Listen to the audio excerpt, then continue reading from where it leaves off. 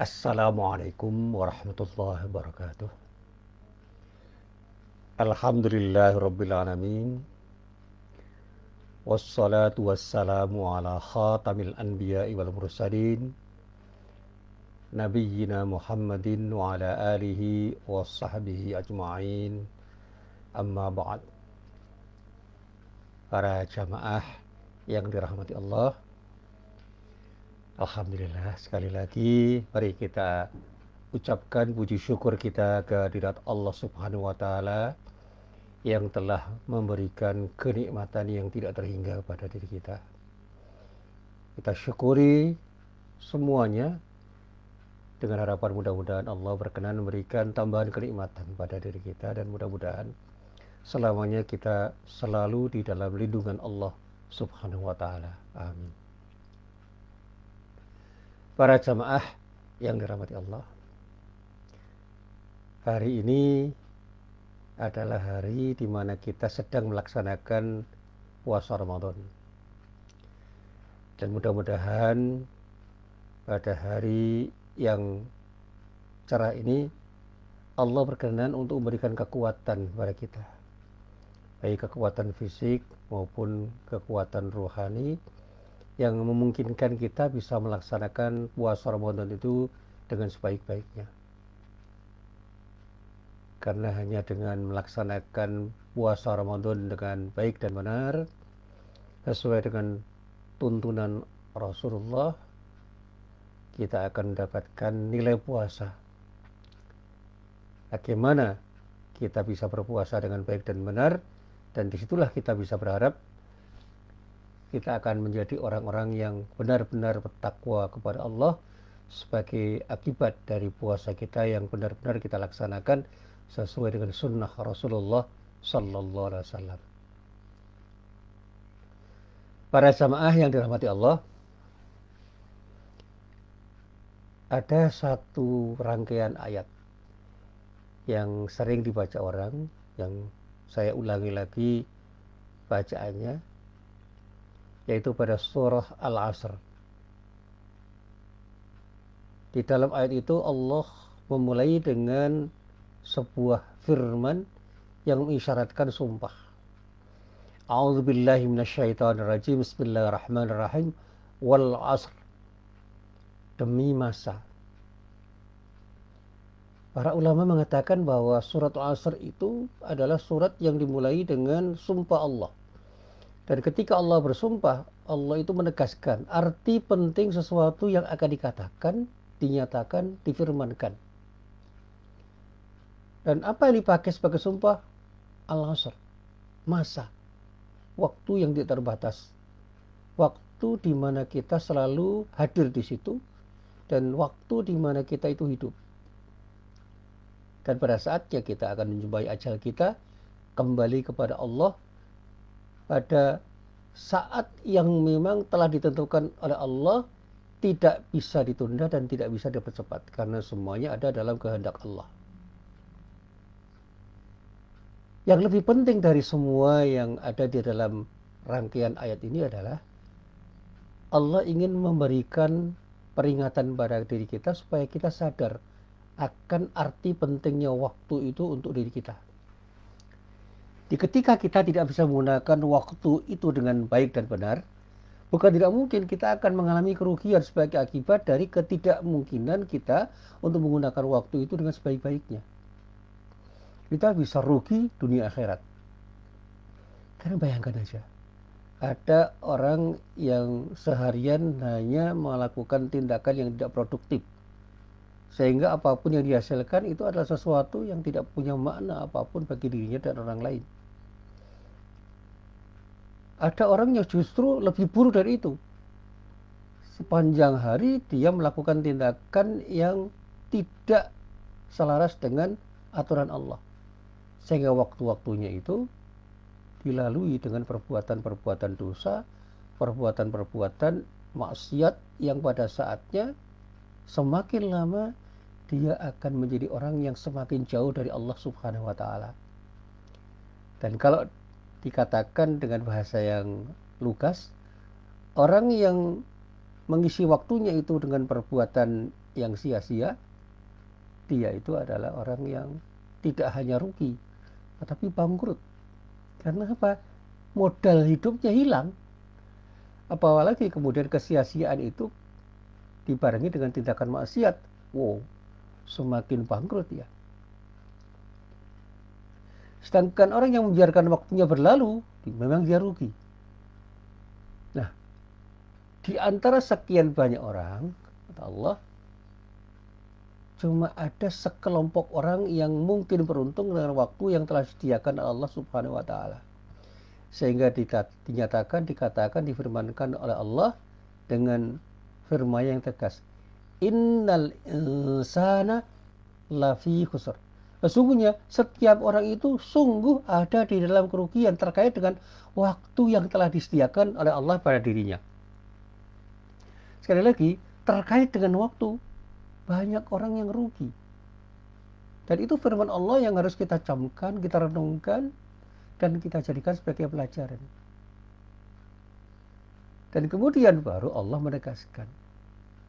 Illa. Nah, itu pengecualian, exception.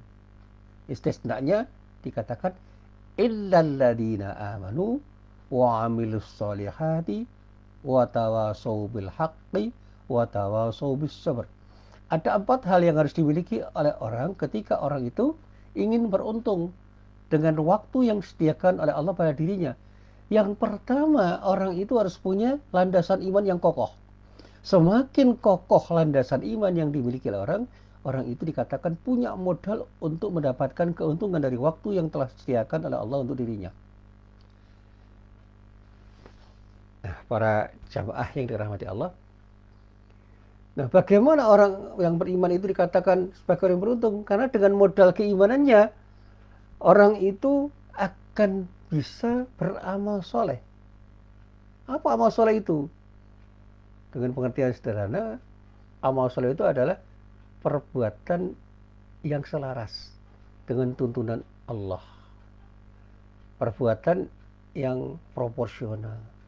Perbuatan yang dilakukan dengan merujuk pada kaidah-kaidah yang benar, yang kemudian ketika dilaksanakan akan memberi manfaat kepada dirinya maupun orang lain di dunia dan di akhirat. Itu yang disebut amal soleh. Itu pengertian yang sederhana saja. Kita bisa membahas lebih panjang tentang apa yang dinamakan amal soleh itu, tetapi sederhananya memang seperti itu.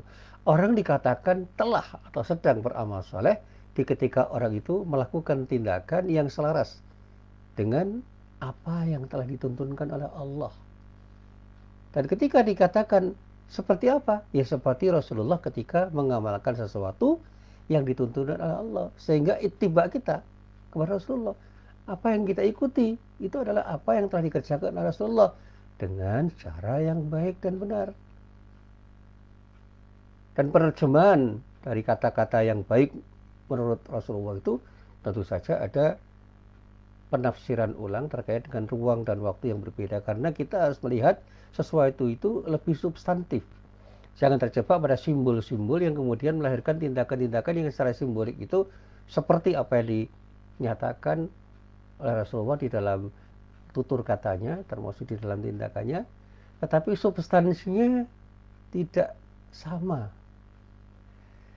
Jadi contoh misalnya yang seringkali dikatakan oleh orang, Rasulullah itu berpakaian. Iya. Apa arti berpakaian itu? Artinya memakai pakaian. Dan apa yang paling penting dari sekian banyak cara Rasulullah memakai pakaian, yang terpenting adalah menutup aurat. Itu yang terpenting di antara yang penting. Itu ya primer. Yang sekunder, yang tersier banyak kita kaji. Rasulullah memakai pakaian yang bersih. Rasulullah memakai pakaian yang pantas. Rasulullah memakai pakaian yang terkesan sopan. Rasulullah memakai pakaian yang tidak berlebihan. Rasulullah memakai pakaian yang proporsional sesuai dengan ruang dan waktunya. Maka kemudian kalau kita buat sebagai buruan, ketika Rasulullah sholat, ketika Rasulullah itu bekerja, ketika Rasulullah tidur, pakaiannya tentu saja bisa saja berbeda. Sehingga ketika kita itu ingin memakai pakaian ala Rasulullah, ya kita lihat bagaimana Rasulullah itu memakai pakaian ketika Rasulullah itu melaksanakan sholat, ketika Rasulullah itu bekerja, ketika Rasulullah berada di rumah, ketika Rasulullah dalam keadaan sedang tidur. Tentu saja kalau ada informasi yang rinci, kita bisa mencontoh secara simbolik. Tetapi substansinya apa? Memakai secara proporsional sesuai dengan tuntunan Allah. Dan yang primer, menutup aurat. Selebihnya itu sekunder. Bahkan ada yang tersier. Saya sering mencoba untuk menjelaskan. Rasulullah itu suka pakaian yang modelnya seperti apa, warnanya seperti apa. Nah, model dan warna itu menurut saya bukan sesuatu yang harus disebut sebagai sesuatu yang primer. Karena ketika sesuatu yang dipakai Rasulullah itu menutup aurat, ya itulah yang primer. Tapi soal selera warna dan selera model pakaian itu bisa bersifat sekunder dan bisa bersifat tersier. Sehingga warna baju Rasulullah, model baju Rasulullah yang kemudian diterjemahkan sebagai jubah itu tidak wajib seluruhnya dipakai oleh orang Islam di seluruh dunia. Sehingga jangan pernah kita mencela ketika orang itu memakai baju atau memakai pakaian yang tidak persis sama secara simbolik seperti apa yang telah dipakai oleh Rasulullah SAW dalam pengertian yang sifatnya sekunder apalagi tersier. Sampai kancing baju itu dibahas. Seperti apa kancing bajunya Rasulullah? Nggak usah. Sia-sia. Karena apa? Itu hal yang sifatnya tersier. Nah, baik, kita kembali kepada pembicaraan kita tentang waktu. Nah, bagaimana Rasulullah memanfaatkan waktunya? Luar biasa. Kalau kita belajar sirah Rasul, kita akan mendapati Rasulullah itu selalu menggunakan waktunya untuk sesuatu yang berguna. Sehingga sesuatu yang tidak berguna selalu akan dijauhi oleh Rasulullah. Sehingga setiap saat Rasulullah selalu melakukan tindakan yang bermakna di dunia wal akhirah untuk kepentingan duniawinya dan kepentingan ukhrawinya. Ketika Rasulullah berucap atau mengatakan sesuatu, Rasulullah berhitung. Dalam ruang dan waktu yang sama, Rasulullah akan mengatakan sesuatu dengan sebaik-baiknya. Sehingga ucapannya itu punya makna ketika diucapkan dalam ruang dan waktu yang berbeda-beda. Sehingga pemanfaatan waktu Rasulullah ketika Rasulullah mau berkata-kata, mau berucap, mau bersabda, itu dipertimbangkan dengan masa-masa. Dan juga ketika Rasulullah bekerja, Rasulullah itu bekerja keras, iya. Rasulullah itu bekerja cerdas, iya. Rasulullah ingin mengerjakan sesuatu dengan cara yang tuntas, iya. Ada prinsip itqanul amal yang kemudian difahami oleh para ulama sebagai sebuah prinsip yang dipakai Rasulullah untuk menuntaskan pekerjaan-pekerjaan yang dilaksanakannya. Dan yang lebih penting dari itu ada nilai ruhani dalam setiap tindakan itu yang disebut dengan ikhlas.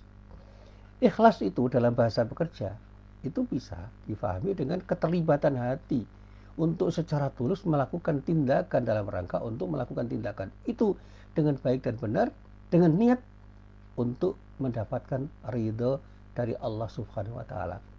Nah, disinilah kemudian orang Islam harus berpikir. Ketika dia itu mau berbuat sesuatu, apa yang harus saya lakukan? Kira-kira Allah ridho apa tidak? Nah, mindsetnya itu perlu dibangun. Jadi kalau orang mengatakan perilaku itu harus dibangun, nanti dulu. Sebelum orang itu bicara perilaku, orang harus bicara mindset dulu. Saya tertarik dengan pembicaraan orang yang mengatakan, orang perlu kerja, iya. Tetapi orang itu harus punya gagasan yang baik dan benar tentang sesuatu yang mau dikerjakan. Sehingga ada satu hal yang bisa menjadi pijakan ketika orang bekerja. Mindsetnya dibangun dulu. Kalau orang Jawa mengatakan lino to pikir itu bener lan bener. Nek wis toto pikire bener lan bener, apa sing ditandangi insyaallah sarwa bener lan bener. Itu kata orang Jawa. Kalau diterjemahkan dengan bahasa yang sederhana begini. Ketika orang itu mau bekerja dan pekerjaan itu dilakukan setelah orang itu punya gagasan yang tepat, pikirannya mengarahkan. Sehingga ketika kita bicara tentang pekerjaan yang kita lakukan, maka kita akan mengerjakan sesuatu itu selaras dengan konsep yang telah kita pahami, sehingga pekerjaan kita itu menjadi pekerjaan yang terarah karena ada tujuan yang jelas. Sehingga begitu kita bekerja, kita tahu, semua orang tahu bahwa kita sedang melakukan tindakan untuk tujuan tertentu dengan konsep-konsep yang jelas, sehingga proses yang kita alami itu menjadi proses yang bertujuan betul untuk kemudian kita akan bisa menemukan sesuatu yang kita tuju. Ini cerita-cerita yang seringkali saya ungkapkan. Kebetulan saya itu ngajar dan memberi pengajian. Bagi saya mengajar itu bukan sekedar untuk mengajar. Mengaji juga bukan sekedar untuk mengaji. Ada sesuatu yang ingin saya tuju, ada goalnya. Saya ingin mengajarkan sesuatu dengan maksud saya bisa menyampaikan sesuatu itu dengan baik dan benar kepada orang yang saya ajar, pada para mahasiswa saya. Untuk apa? Agar mereka mengerti betul apa yang saya ajarkan. Kemudian apa yang mereka mengerti itu bisa mereka kembangkan untuk kemanfaatan diri mereka fit dunia wal akhirah, dunia akhirat. Apapun yang saya ajarkan itu insya Allah ingin saya ajarkan supaya ada pembentukan karakter dari mahasiswa yang saya ajar, sehingga ketika mereka itu tahu dengan pengetahuan yang saya transfer, mereka tidak hanya tahu apa yang saya katakan, tetapi bisa menjadikan dirinya punya panduan untuk melakukan sesuatu yang terbaik untuk kepentingan duniawinya dan akhirahiyah mereka. Dunia akhirat mereka itu tercapai dengan apa yang saya sampaikan. Ada orang yang mengkritik, berlebihan Pak Muhsin. Tidak. Saya mengajar apapun. Saya pernah mengajar tasawuf. Saya pernah mengajar filsafat Islam. Saya pernah mengajar fikih ibadah pernah, fikih muamalah pernah. Saya pernah mengajar usul fikih. Saya pernah mengajar ulumul Quran. Saya pernah mengajar ilmu hadis. Dan masih banyak lagi pelajaran-pelajaran yang sempat saya ajarkan. Bahkan saya pernah dipaksa untuk mengajar perbandingan agama. Padahal itu bukan bidang saya, tetapi karena ada kekosongan saya harus menggantikan, sehingga saya harus belajar dari awal. Dan pada saatnya saya berpikir, untuk apa saya mengajar? Tidak hanya untuk membuat mereka tahu, tetapi dengan pengetahuan yang mereka miliki itu, apa yang harus mereka lakukan untuk kepentingan duniawi dan ukhrawi mereka. Ini yang selalu saya arah. Nah, termasuk ketika saya mengaji seperti ini, saya sengaja untuk mengaji dalam rangka untuk memberi bekal kepada orang yang mau mendengarkan apa yang saya katakan, supaya mereka mengerti bagaimana hidup. Jadi ilmu kehidupan ini yang penting untuk saya sampaikan, dan itu yang juga saya sampaikan kepada diri saya ketika saya memberi pengajian. Jadi saya ngaji itu bukan hanya untuk orang yang mendengarkan, tapi juga untuk diri saya, supaya saya sadar untuk apa saya hidup. Kalau tujuan hidup kita untuk beribadah, saya ingin semakin saya bisa mengajar dan mengaji, ibadah saya harus semakin baik dan benar. Dan pada saatnya Allah ridho dengan apa yang saya lakukan, karena semua yang saya lakukan itu insya Allah akan memberi nilai tambah pada diri saya untuk kepentingan duniawi saya dan kepentingan ukhrawi saya selama saya ada di sini. Nah, ini yang selalu saya kaitkan dengan apa yang disebut waktu yang sangat penting. Nah, para jamaah yang dirahmati Allah, kita ini selalu beraktivitas dan selalu berupaya untuk memenuhi kebutuhan hidup kita. Kita dituntut untuk berdisiplin dalam upaya kita untuk mendapatkan sesuatu yang kita tuju. Nah, disinilah kita akan bicara waktu. Sebab waktu itu akan terus bergulir dengan alurnya sendiri. Dan kita hanya bisa mengikuti alur itu. Tidak bisa memperlambat, tidak bisa mempercepat, atau menghentikannya. Kalau kita tidak mampu bertindak tepat dan bekerja dengan disiplin yang kokoh, disiplin yang kuat, kita akan terlindas oleh waktu. Inilah yang selalu saya ucapkan. Itu ada ungkapan bahasa Arab yang sangat terkenal itu. Al waktu kasayf, illam taqta'hu qata'ak. Waktu itu seperti pedang.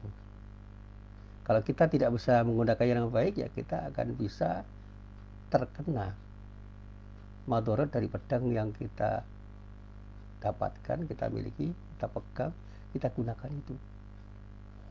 Artinya apa? Kalau kita tidak bisa berdisiplin terhadap waktu yang disediakan oleh Allah, Kita bisa terlindas oleh waktu, kita akan terbunuh oleh waktu, bukan membunuh waktu dalam arti menguasai waktu. Sehingga manajemen waktu itu menjadi sangat penting. Saya selalu punya agenda setiap sehabis sholat subuh saya membaca ayat Al-Quran. Mungkin hanya beberapa ayat. Orang seringkali mengkritik, kok cuma beberapa ayat? Jangan pernah mengatakan kok cuma. Saya punya guru yang sangat disiplin, namanya Pak Jindar Tamimi. Satu ayat Anda renungkan itu jauh lebih bagus daripada ayat yang banyak yang Anda baca tanpa perenungan yang dalam. Tapi bukan berarti harus satu ayat, tidak. Beberapa ayat juga boleh, tetapi jangan hanya mengalir begitu saja, karena apa? Kita harus bertadabbur ketika kita membaca ayat Al-Quran itu, sehingga apa yang kita baca itu bisa kita renungkan dalam-dalam dan bisa menjadi pelajaran untuk kita. Nah, selalu saya sampaikan, kedisiplinan itu menjadi penting dan menjadi kunci kesuksesan terkait dengan waktu yang diberikan oleh Allah pada diri kita.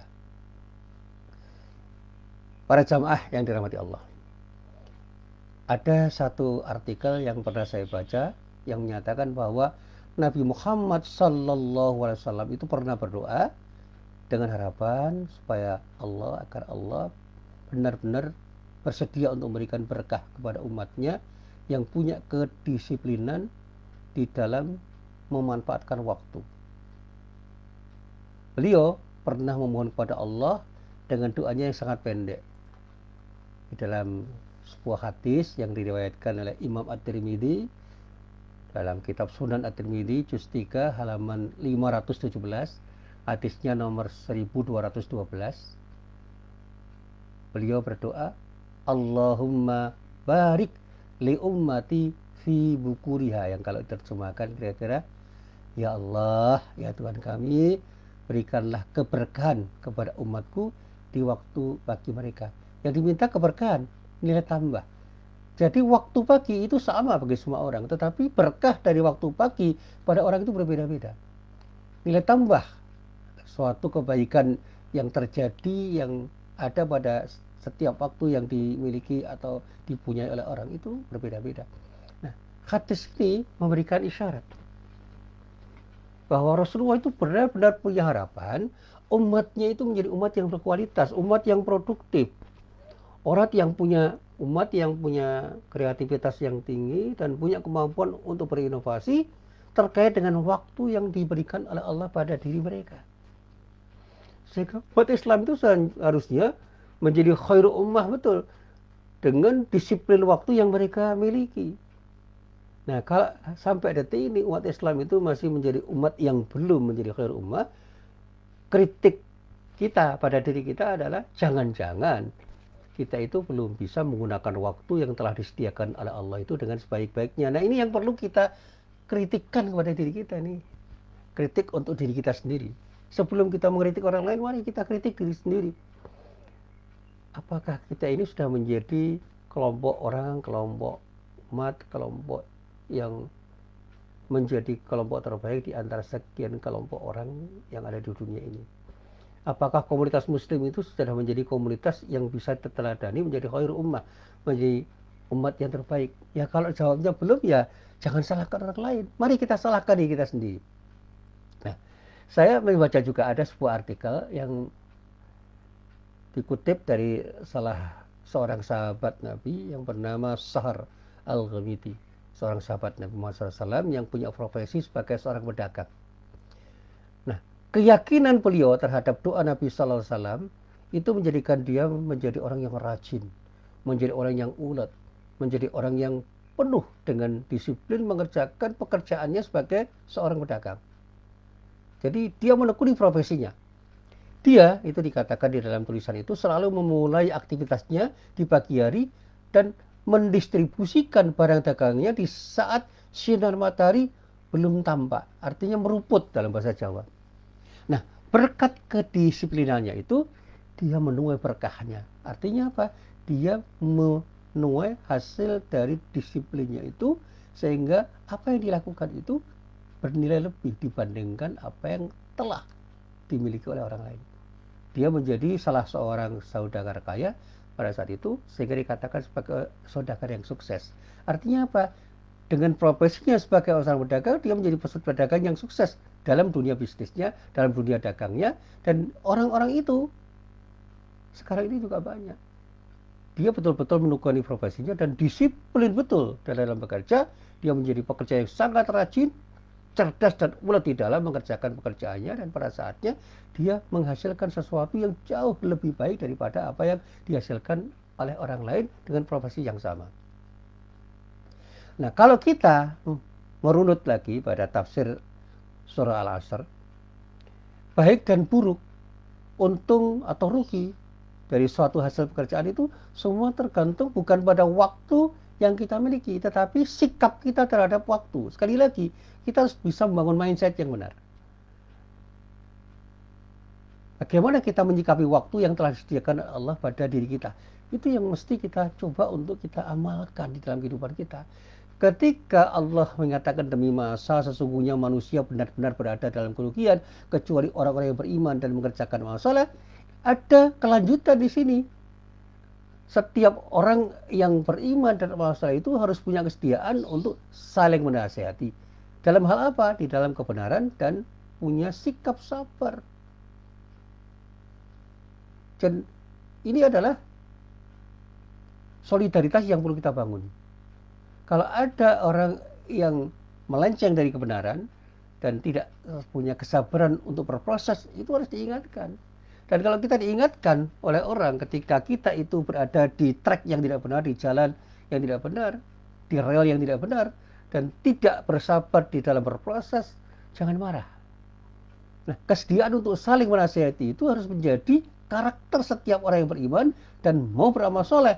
Sehingga kalau kita sebagai orang Islam yang punya kesediaan untuk membangun keberimanan kita yang baik dan benar, yang kokoh, dan mau beramal soleh, jangan pernah kita tidak mau saling menasihati di dalam melakukan sesuatu yang benar dan penuh dengan kesabaran untuk bisa melakukan sesuatu dalam rangka meraih tujuan yang kita tuju. Nah, bahkan para jamaah yang dirahmati Allah, di dalam surat Al-Asr itu paling tidak ada beberapa hal yang saling berkaitan hubungannya dengan disiplin kerja yang selalu saya sampaikan di dalam beberapa kesempatan saya berikan pengajian tentang apa arti disiplin kerja. Saya pernah menulis beberapa tulisan tentang etos kerja muslim. Ada 4 hal yang menurut saya itu perlu kita cermati di dalam ayat ini. Yang pertama, mari kita bicara tentang waktu. Yang kedua, bicara tentang amal atau upaya atau usaha. Yang ketiga, bicara tentang untung rugi dari hasil usaha. Dan yang terakhir, ketika kita itu sudah bicara tentang untung rugi, kita mencoba mengkalkulasi untung rugi itu dengan evaluasi yang tepat. Jadi kita punya waktu, iya. Kita punya sesuatu yang mau kita kerjakan, iya. Dan hasil usaha itu bisa untung, bisa rugi, iya. Tapi kita evaluasi, kenapa kita menghasilkan sesuatu seperti ini. Yang baik kita teruskan dan bahkan kita tingkatkan, yang buruk kita coba untuk kita ubah agar menjadi baik dan terus meningkat menjadi lebih baik. Nah, saya sampaikan seolah-olah surat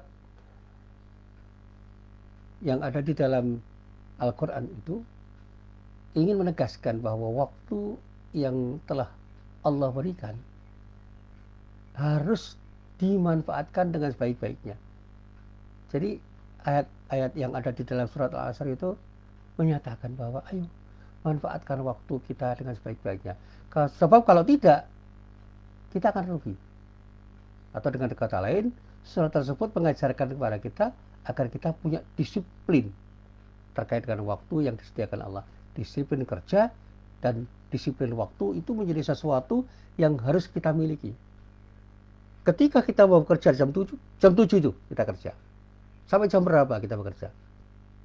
Disitulah pada saatnya kita harus fokus mengerjakan sesuatu yang kita kerjakan. Jangan sampai kemudian justru pada jam kerja itu kita bersantai-santai sehingga kita kehilangan sesuatu yang terbaik untuk melakukan sesuatu yang lebih produktif di dalam bekerja.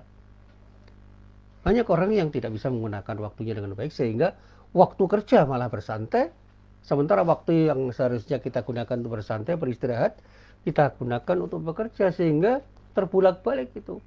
Kita menjadi lelah, kita menjadi sakit, kita menjadi tidak nyaman itu karena kita tidak disiplin di dalam menggunakan waktu.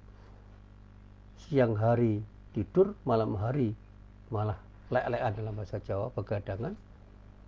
Meskipun hal itu tidak berarti harus saklek atau eksak, karena boleh jadi ada pekerja-pekerja malam yang memang dia tidak mungkin mengatur waktunya sesuai dengan apa yang dia kehendaki. Karena apa?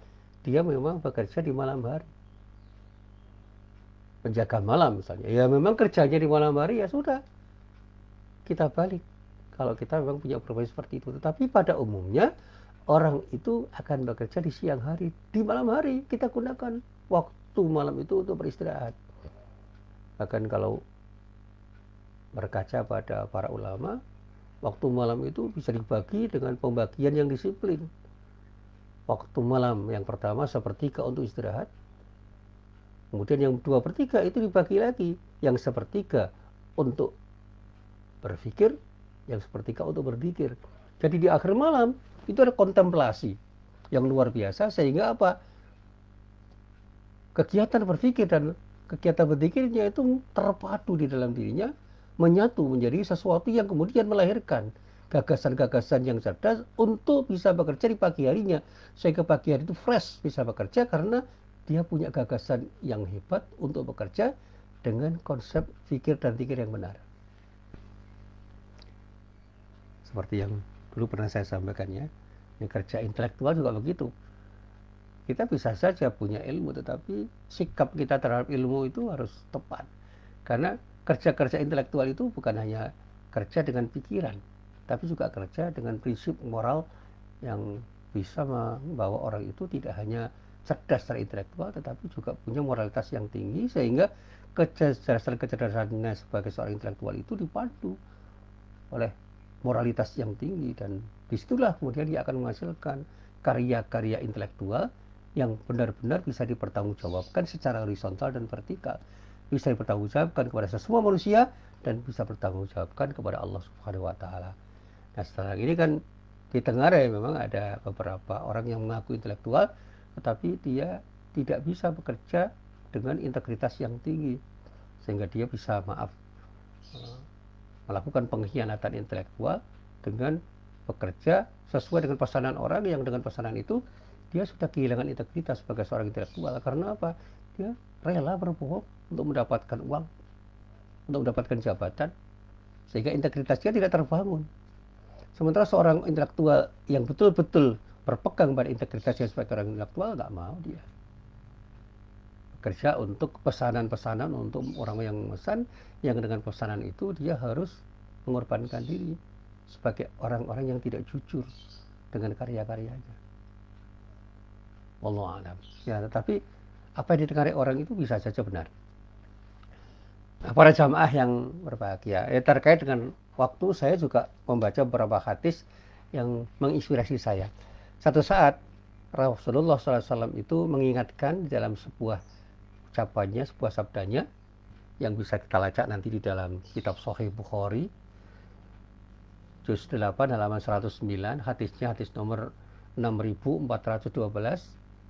Rasulullah bersabda, ni'matani maghbunun fihi makatsirum minan nas, as-sihhatu wal faragh. Ada dua kenikmatan yang sering disia-siakan oleh banyak orang. Apa itu?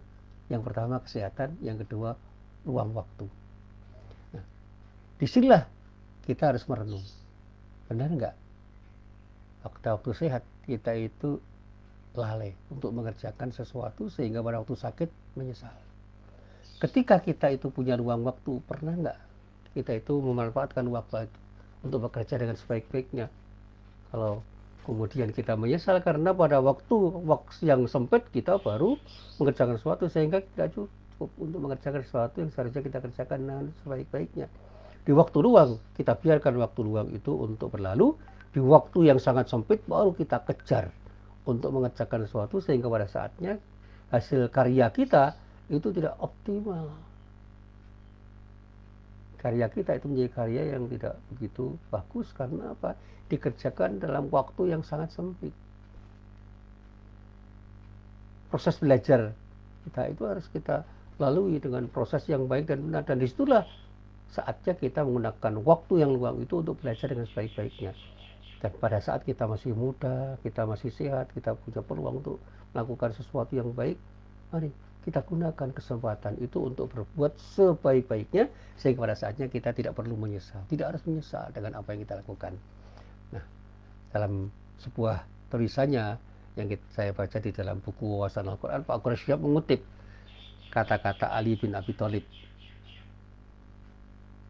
yang kata Pak Quraisyab, Ali bin Abi Thalib itu pernah mengatakan begini, rezeki yang tidak diperoleh hari ini masih bisa diharapkan perolehannya lebih banyak di hari esok. Tetapi waktu yang berlalu hari ini tidak mungkin kembali esok. Artinya apa? Kita tidak bisa menggapai masa lalu kita. Waktu yang sudah berlalu akan berlalu dan tidak bisa kita dapatkan. Tapi kalau kita itu mengerjakan sesuatu untuk mendapatkan rezeki dan hari ini belum dapat, kita masih bisa berharap besok pagi kita akan meraihnya. Maka ketika waktu itu kita sebut sebagai nikmat Allah yang diberikan oleh Allah, mari kita gunakan sebaik-baiknya sehingga kita tidak akan menyesal di kemudian hari karena kita tidak mampu menggunakan waktu yang telah disediakan oleh Allah kepada diri kita itu dengan sebaik-baiknya. Nah, inilah apa yang bisa saya sampaikan, mudah-mudahan bermanfaat. Billahi taufiq wal hidayah. Wassalamualaikum warahmatullahi wabarakatuh.